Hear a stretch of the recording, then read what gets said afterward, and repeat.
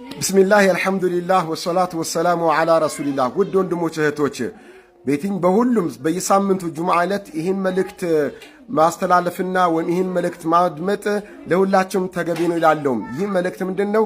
የቁሉ ረሱሉላህ ሰለላሁ ዐለይሂ ወሰለም፣ ውዱ የአላህ ሱብሓነሁ ወተዓላ መልእክተኛ የኛ ነብይ ሰለላሁ ዐለይሂ ወሰለም እንዲህ ይላሉ።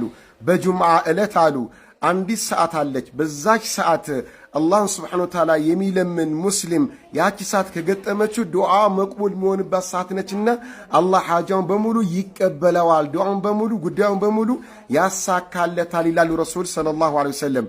ስንትና ስንት ሐጃዎች አሉብን። የግል ሐጃ አለብን፣ የቤተሰብ ሐጃ አለብን፣ የሀገር ሐጃ አለብን። ያ ሁሉ ሐጃዎቻችን አላህ እንዲያሳካልን እቺን ሰዓት በመጠበቅ ዱዓ ልናድርግ ይገባል ነው። እቺ ሰዓት ማለት ልክ እንደ ለይለቱል ቀድር ነች። ለይለቱል ቀድርን በጣም በጉጉትና በናፍቆት እንደምንጠብቃት ሁላ በጁምዓም ቀን እቺ ዱዓ መቅቡል የሚሆንባትን ሰዓት በጉጉት በመጠበቅ አላህን ልንለምን ይገባል።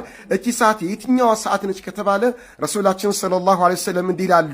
እቺን ሰዓት በተመለከተ የጁምዓ ቀን ኢማሙ ሰላት ኹጥባ ለማድረግ መድረክ ላይ ከወጣበት ሰዓት ጀምሮ ሰላቱን አሰግዶ እስኪያጠናቅቅ ድረስ ያለችዋ ሰዓት ነች ብሎ የተናገሩበት ሐዲስ አለ። በሌላ ሐዲሳቸው ደግሞ ጁምዓ ቀን ከዓስር ሰላት በኋላ ጀምሮ መግሪብ እስኪገባ ድረስ ያለው ሰዓት በዛ ሰዓት ነው ያለችው ብሏል። በሌላ ዘገባ ደግሞ በጁምዓ ቀን ከዓስር በኋላ ባለው ሰዓት መግሪብ ሊገባ ሲል አኺር ወቅት የውም ጁምዓ በጁምዓ ቀን የመጨረሻ ወቅት ላይ ያለችዋ ሰዓት ነች ብለዋሉ።